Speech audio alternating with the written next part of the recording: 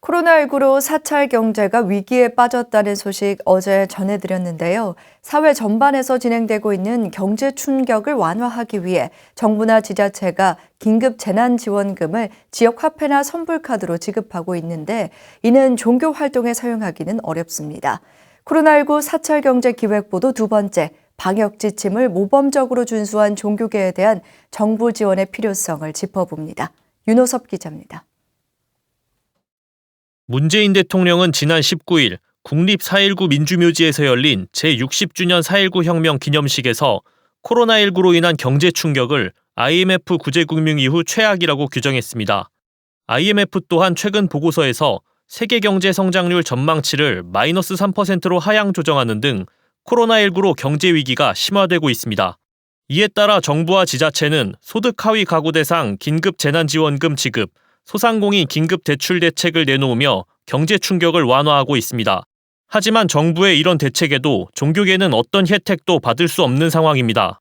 긴급 재난지원금은 대부분의 지자체가 지역 화폐나 선불카드로 지급해 종교 활동에 사용하지 못하고 긴급 대출 또한 소상공인에게만 해당돼 사찰 운영에 어려움을 겪는 스님들이 신청할 수 없습니다.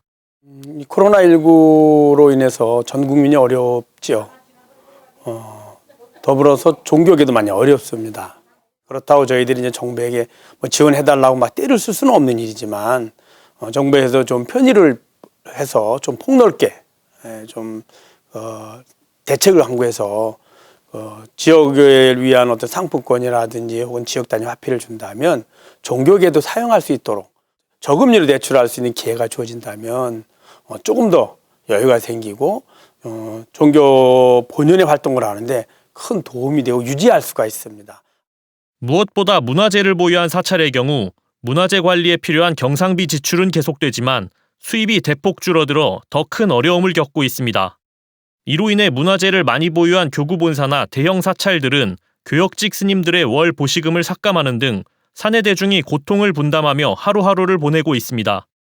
국보 290호를 비롯한 여러 다량의 문화재를 보유하고 있는 통사 같은 경우에는 이 문화재 유지 보수 인건비와 전기료, 기타 등 이 재반 시설들의 비용들이 많이 부담을 갖고 있습니다. 그 중에서도 이제 스님들이 머무르면서 문화재 유지 보수 관리 등을 담당하기 때문에 정부에서 어떤 그런 지원이 좀 있어야 되지 않을까라는. 이처럼 사찰 경제에 빨간불이 켜지자 코로나19에 선제적으로 대응해온 조계종은 정부의 문화재 관리비 지원과 사찰 운영에 필요한 종교인 긴급 대출을 요청했습니다.